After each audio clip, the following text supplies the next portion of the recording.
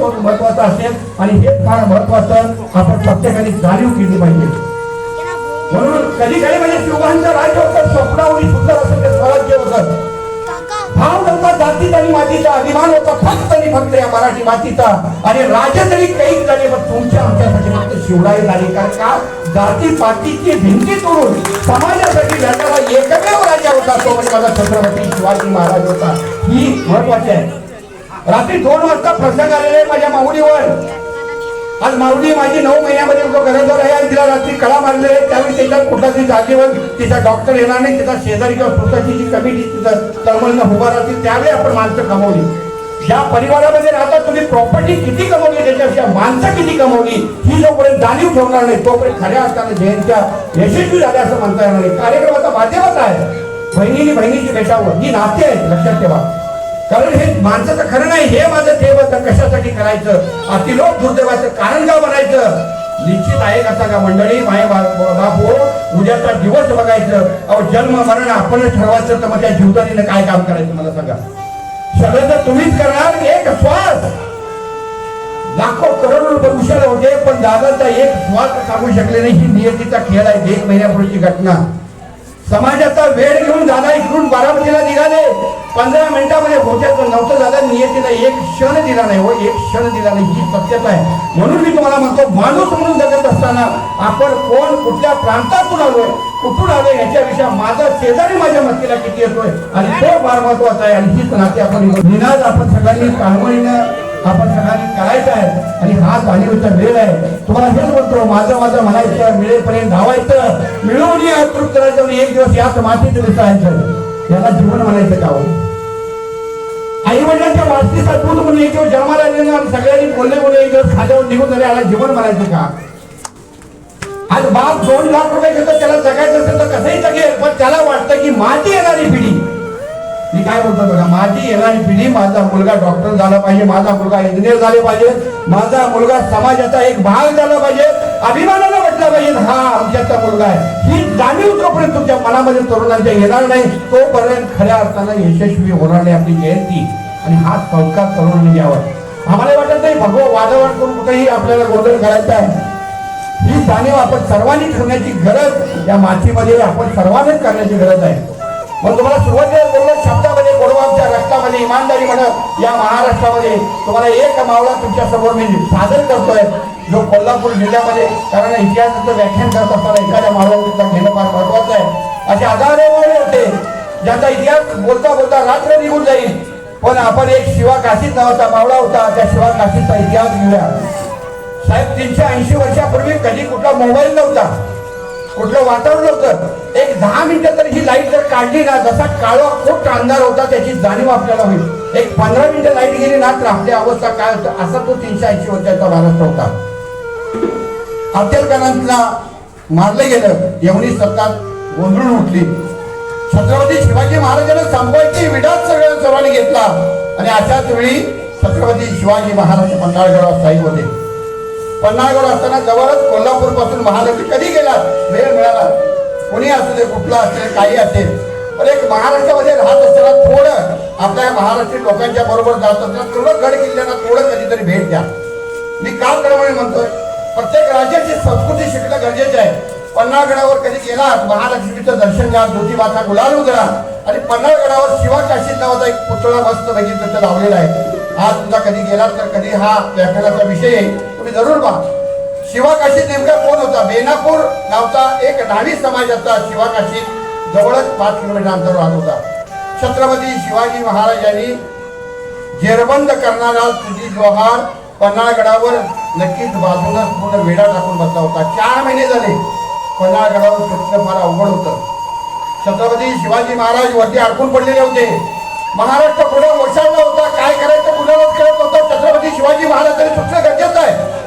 कारण लाख मेले तरी चालतील पण लाखाचा पोचिंदा जिवंत राहिला हवा ही जाणीव प्रत्येक मावळ्यामध्ये होती. मला वाटत होतं राजा सुटला आम्ही गेलो तरी चालेल. आमच्या मरणाची किंमत नाही पण 1000 मावळे करणारा माझा सिनियर माझा मावळा माझा राजा नक्कीच परत आला पाहिजे. काय करायचं खलबते चालू होती. त्यावेळी छत्रपती शिवाजी महाराजांसारखा दिसणारा एक मावळा शिवा काशीद. समजून घ्या प्रसंग मंडळी. शिवा काशीद शिवा काशीतला एखाद्या पालखीतून बाजूला काढायचं आणि ही शिवा काशीतला बाहेर काढत असताना शिवा काशीच्या घरची टोळी त्याला आपण लक्षात घेऊया. तुम्हाला मी सांगितल्याप्रमाणे हर हर महादेवचा आवाज होता. शिवा काशीत हा धावी समाजाचा होता. 4 महिन्याचं बाळ त्याच्या बायकोच्या पोटामध्ये वाढत होतं. एक आजी आई म्हणून आपली तिथं राहत होती आणि हे करत असताना त्याने फक्त एक छत्रपती शिवाजी महाराजांच्या समोर एक इच्छा व्यक्त केली की आपल्याला काही करून फक्त मी राजे ह्या मोहिमेला तयार आहे.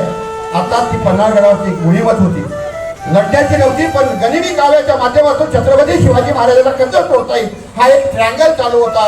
आणि त्यावेळी त्या गुप्त वाटेने आपल्या घरी शिवा काशीत गेलेला आहे. 2 दिवसानंतर आपल्याला सुटायला राजाला सुटायसाठी स्वतः उभं राहायचं आहे. फक्त त्याने इच्छा मांडली की मी माझ्या घरी जाऊन येतो. घरी गेलेला आहे. माय माऊली आई समोर आलेली आहे. अरे माझा शिवा आला. आई काय म्हणते बघा, माझा शिवा आला. तिला सुद्धा ती दिसताना शिवाजी महाराजांचा दिवस होता म्हणून तिला शिवा नाव दिलं होतं.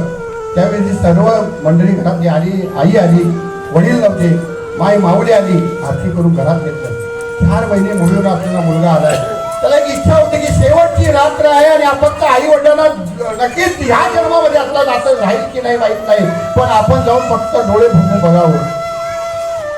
आई समोर आली. आई काय म्हणते बघा, अरे बाळ शिवा आलाय. आईला कडकडून मिठी मारली. मंडळी ढसा ढसा शिवा काशीत रडायला लागला. परत माझी ही माऊ मला जन्म घालणारी ही दिसेल की नाही मला माहित नाही. मंडळी डोळ्यातून येणाऱ्या अक्षरशः डोळ्यातून येणाऱ्या अश्रुबिंदूला फार मोठा अर्थ असतो. आपल्याला झालेल्या दुःखाचा खरा खुरा साक्षीदार असतो. भावना व्यक्त करायला जेव्हा शब्द सुद्धा अपुरे पडतात त्यावेळी मनाच्या साह्याने हेच अश्रू धावून येतात. हृदयाच्या जखमा जेव्हा बळबळतात नक्कीच त्यावेळी हृदयाला रडू येतं. त्यावेळी ही जागा फक्त अश्रू आणि अश्रू येते. ती माय माऊली रडत होती. काहीतरी विशेष असणार म्हणून तो आज शिवाय इथे भेटायला आला. नक्कीच दात ओटावर ठेवले आणि काही सांगितले नाही. आई तुला भेटावं वाटलं म्हणून आलो. 1 तास 2 तास घेतले. मस्तपैकी जाऊन आपल्या बायकोला भेटला. बायकोच्या सुद्धा समोर त्याचा चेहरा आलेला आहे. आज मला फक्त एक इच्छा होती, पण शिवाजी महाराजांची मोहीम महत्वाची. 3-4 महिन्याचं बाळ मला दिसणार नव्हतं. फक्त जाताना एक क्षण आपुलकीचा आणि मायेचा फक्त व्यक्तीचं तोंड बघावं म्हणून गेला. कडकडून 3-4 तास भेटला. थोडं जेवला आणि जेवत असताना निघाला 4 वाजता. सकाळी युद्धावर जात असताना वातावरण निर्माण करत असताना तुम्हाला फार महत्वाचं आहे. निघताना विनाची होती ती आणि देत असताना शेवटचा एकदा घराकडे बघितला आणि शिवा काशीत निघून गेला. मंडळी ती रात्र त्याच्या आयुष्यातली शेवटची रात्र होती. पुढे जाऊन तुम्हाला लक्षात येईल शिवा काशीत त्या चोर वाटीनं परत पन्हाळगडावर गेलेला आहे. संपूर्ण ट्रॅक ठरलेला आहे की दोन्ही नक्कीच त्या पालख्या दोन्ही दिशेने निघणार आहे. शिवा काशीला ज्या चोर वाटेने जी महत्वाची होती ते शिवाजी महाराज निघणार आहे आणि ज्या साईडला सैनिक लावलं होतं त्या साईडनं शिवा काशीत निघणार आणि शिवाजी महाराज एखाद्या ट्रॅंगलमधून बाहेर निघणार. हा प्रसंगाला छत्रपती शिवाजी महाराज समोर उभे आहेत. छत्रपती शिवाजी महाराज समोर उभे असताना छत्रपती शिवाजी महाराजांनी शिवा काशीला बोलवलं. अरे शिवा, काही गरज नाही. आज तू जर पकडला गेला तर मारला जाईल. त्यावेळी शिवा काशीत काय बोलतोय बघा मंडळी. नाही राजा, तुम्ही तसं टेन्शन घ्यायची गरजच नाही. आज मला अभिमान आहे. आज मी त्यांच्या समोर जाणार तर छत्रपती शिवाजी महाराज म्हणून जाणार. हे फार महत्वाचं आहे आणि हा अभिमान त्या मावळ्याला होता. लक्षात ठेवा राजा, माझ्या आयुष्यातली महत्वाची भूमिका आहे की तुम्ही कुठेतरी समजला की छत्रपती शिवाजी महाराजांचा दिसतो हा फक्त एक क्षण त्याला महत्वाचा होता. मी ज्यावेळी राजा त्यांच्या समोर जाईल त्यावेळी शिवा काशीत म्हणून जाणार नाही, पण मरताना मात्र शिवाजी महाराज म्हणून म्हणेन. पण जन्माला आलो त्यावेळी शिवा काशीत म्हणून त्यावेळी एक वस्त्र शिवा काशीच्या अंगावर दिलं जात आहे आणि त्यावेळी डोळ्यात अश्रू छत्रपती शिवाजी महाराज सुद्धा गळतात. मंडळी हजारो मावळे छत्रपती शिवाजी महाराजांच्या समोर ध्येय वेळे होते. राजाला सुद्धा हा रक्तपात नको होता, पण एवढी सत्तानी आया भगिनीची केलेली आबरू छत्रपती शिवाजी महाराजांना सुद्धा बघवत नव्हती. आज पंढरपूरचं मंदिर असेल की मंदिर सुद्धा तोडली जात होती. आया भगिनीची आबरू रस्त्यावर लुटली जात होती. लग्न सुद्धा करणं फार गोंधळाचं वातावरण होतं. हे सगळं करत असताना राजाने फार मोठी क्रांतिकारी भूमिका घेतली होती आणि ही शिवाकाशीच्या मनात होती. शेवटी शिवाय काशीत किती जोहारला पकडला गेला. अफजल खानाचा मुलगा फाजल खानने त्याला ओळखला. हा छत्रपती शिवाजी महाराज नाही. दोन्ही पालख्या निघाला. छत्रपती शिवाजी महाराज जेंडे मांडल यांना घेऊन निघाले. शिवा काशीत त्या सिद्धी जोहारच्या समोर उभा आहे. प्रसंग बघा जरा थोडं फक्त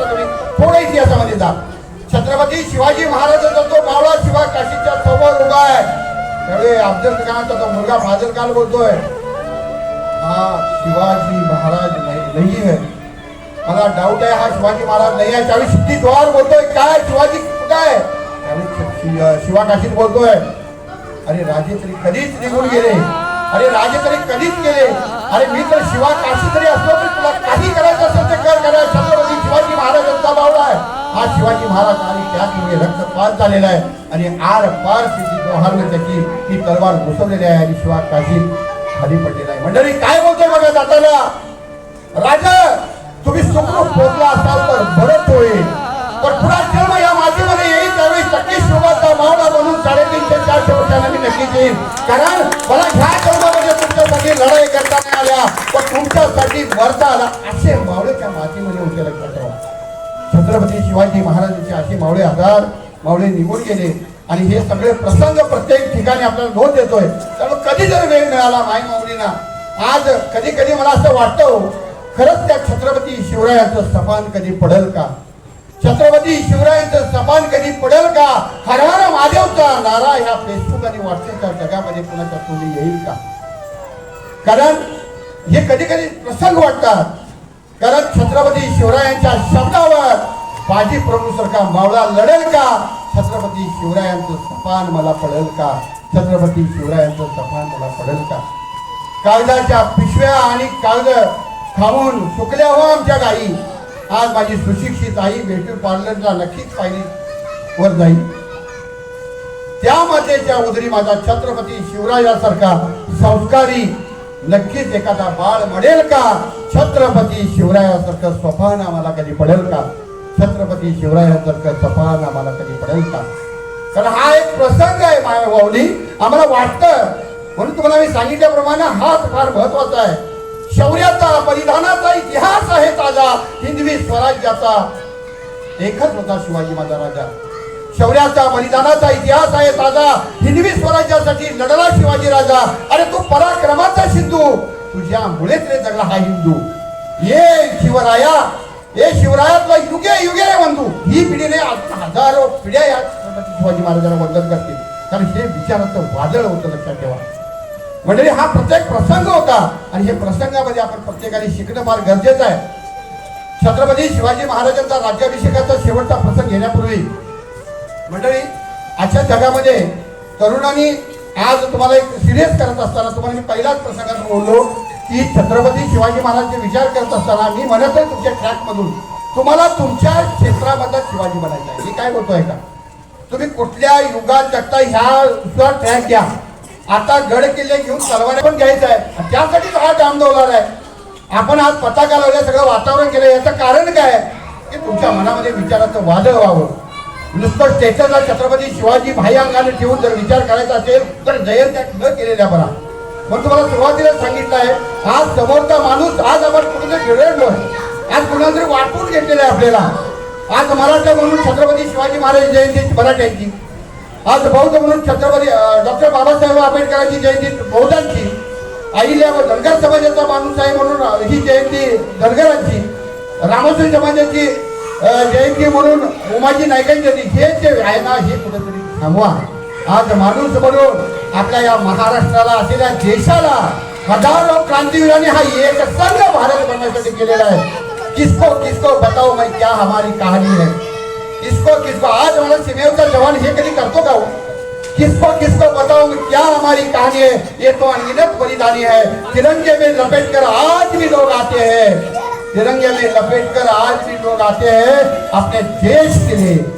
अपने देश के लिए अपनी जान देते हैं. अरे रामकृष्ण की भूमि है. आज रामकृष्ण की भूमि है. घर घर में भवानी है. तिरंगा हमारी शान है क्योंकि हम हिंदुस्तानी है.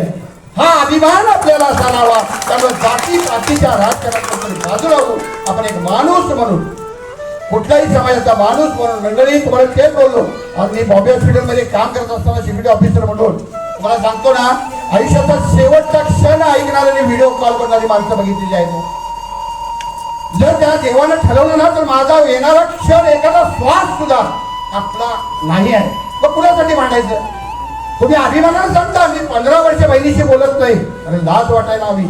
अरे ज्या मायमाऊली लहानपणी तुम्ही मोठ्या नाही गेला छोट्याच्या भांडणासाठी तुम्ही बोलणं बंद करता. कसली नाती जपली आम्ही, काय नेमकं कमावलं. आणि हा तर आपली मुलं घेणार. आम्ही जर आमच्या भावंडाची लढायला लागलो, आपण जर भावंडाची केलं तर तीच मुलं पुढे जाऊन संस्कारी होणार आहे. कधीतरी आपुलकीनं जरी गरीब बहीण असेल तर आपुलकीनं आपल्या फ्लॅटमध्ये बोलवा. कधीतरी वाकडी वाट करून चाळीत किंवा कुठे असल्या तरी आपल्या बहिणीकडे जा, तिलाही बरं वाटेल. फक्त रक्षाबंधन आणि भाऊबीजला बहीण सांभाळून कधी या महाराष्ट्रामध्ये नाती जोडणार नाहीत. मंडळी, आज मला तुम्ही प्रामाणिकपणे सांगा, आज ज्यावेळी आम्ही ग्रामीणमध्ये राहिलो ना, त्यावेळी एखादी आत्ती जर आली ना घराकडे, मला मी भावनिक सांगतो मंडळी, तर पुढं घर लावून द्यायला यायचं. आत्ती 4 दिवस राहायची, आपल्या वडिलांची बहीण यायची, सगळ्यांना वाटायचं किती नाती जवळची होती मंडळी बघा. पण आज एवढं आम्ही तुटलेलो आहे की फक्त मोबाईलवर गुड मॉर्निंग आणि फक्त फोनवर फक्त नाते आणि लग्न आणि शुभ कार्यात आणि वाईट कुठं एखादं नक्कीच दुःखद निधन झालं की फक्त एक घेऊन ही नाती जपणार नाहीत मंडळी. छोटे मोठे पुस्तक एकमेकांकडे शेअर करा, ही नाती जपली पाहिजे साहेब. ही जर नाती आपण जपली नाही ना तर आयुष्यामध्ये आपलं काही बदल होणार नाही. आयुष्यभर कधीतरी माहिती सून म्हणून गेल्यानंतर माहिती साडी घेण्यापेक्षा जिवंतपणे असताना 100-200 रुपयाची साडी घेऊन जा. बहीण कळकळीनं म्हणेल, माझा भाऊ नक्कीच लाखा करोडच्या प्रॉपर्टीत राहतोय, पण 10-5 रुपयाची साडी घेऊन माझ्या घरी येतोय, याच्यासारखा अभिमान कुठला नाही. गावाकडे गेला की नक्की ही नाती मात्र जपा. मंडळी, कार्यक्रमाच्या थोडंफार सांगते जाताना एक प्रसंग आपण पाहणार आहोत आणि राज्याभिषेकाकडे घेऊ. औरंगजेब गोंधळ गेला होता, आता नेमकं करायचं काय. त्याची खुर्च्या खिडक्या झाल्या होत्या. छत्रपती शिवाजी महाराजांच्या बद्दल विरोधकानं बोलावं की हा मला दुश्मन म्हणून अभिमानाचा आहे. हा एक प्रसंग तुमच्याजवळ करतो आणि शेवटी एक राज्याभिषेकाचा प्रसंग घेऊन आपण थोडं सांगतेकडे जाऊ. एक पहिला आलाप व्हायचा, ज्यावेळी एखादा राजा आला ना की त्याची वाहवा व्हायची. आता आपण कसं एखादा पाहुणा आला ना की बोलतो ना, माननीय असे ह्या कार्यक्रमामध्ये त्यांनी अशी मदत केली, त्यावेळी तो एक आलाप असायचा. ज्यावेळी औरंगजेब आतमध्ये एंट्री घेतो त्यावेळी औरंगजेब भडकलेला आहे, हे सब फिजूल है शहजादे, हे आलापला बंद करो, ये सब फिजूल है शहजादे, चंगेज और तैमूर के खून ने कभी शिकस्त नहीं देखी, मगर आज कंजौर से लेके कंधार तक सारे हिंदुस्तान में मुगल सल्तनत को शामिल करने का ख्वाब देखने वाली ये महाबो दौलत आज क्या दिख रही है. शिवाजी ने हमारे सामने सल्तनत की तालीम कर चुका है. हमारे लाखों के फौजों को सूबेदारों को उधेड़ कर रख दिया उसने. हमारे लाखों को फौजों को उधेड़ कर रख दिया है. ये हमारे मिर्जा राजे सिंह, ये हमारे शहीद खान कासा, ये हमारे शहीद खान कासा, इनके लाल किले पे छापे मारे. तकदीर के बड़े सिकंदर निकले, जान बच गई, 4 उंगलियों पे समझौता करना पड़ा. ये देखो सूरत के इनायत खान, जब ही सूरत में शिवाजी महाराज पहुंच गए तो धूम दबा के भाग गए. ये जयपुर के राजा जसवंत सिंह राठौर, अरे मराठों के वार इन्होंने छाती में नहीं पीठ पे खाए. बहुत शर्मनाक बात है. ये फौलाद खान, इनके लाल किले पे मिठाई हाथ पे देके शिवाजी फरार हो गया. बहुत शर्मनाक बात है. एक शहजादे में बात कहूं, शायद आप कभी समझ ही नहीं पाओगे. आपका भानीला बोलतोय तो, एक बात कहूं आप कभी समझ नहीं पाओगे. औरत, नाच गाना, शराब शिवाजी को कभी मालूम नहीं. शिवाजी ने मजबूत किले बनाए, औरत, नाच गाना, शराब शिवाजी को कभी मालूम ही नहीं. शिवाजी ने मजबूत किले बनाए, मजबूत जमीर के लोग तैयार किए. हिंदुस्तान की हर चीज खरीद सकते हैं, लेकिन शिवाजी ने अपना माड़ो कभी बिकने नहीं दिया. हमने लाखों की जहांगीर की लालिच दिखाई, लेकिन जाबाज मराठे उसमें भी छूट लिया. क्योंकि मराठा कभी झुकता नहीं, मराठा कभी रुकता नहीं, मराठा कभी थकता नहीं और मराठा कभी दिखता नहीं. ये बात नहीं कही जाती. एक बात कहूं, राजा घमंडी था, खतरनाक था, गरीबी वाला था, लेकिन आज भी उसका चाल चलन दूध की तरह था और कुतुब मीनार की तरह आज भी चंद आसमान को छू रहा है. मैं खुशनसीब हूँ, मैं खुशनसीब हूँ. मेरे को दुश्मन मिला तो शिवा जैसा, मेरे को दुश्मन मिला तो शिवा जैसा. औरंगजेब बादशाह बोलतोय आपल्या बकरीमध्ये, लक्षात ठेवा, आपल्या दुश्मनानं आपलं केलेलं वाह याच्यासारखं आयुष्यात काय कमवलं लागेल मला सांगा.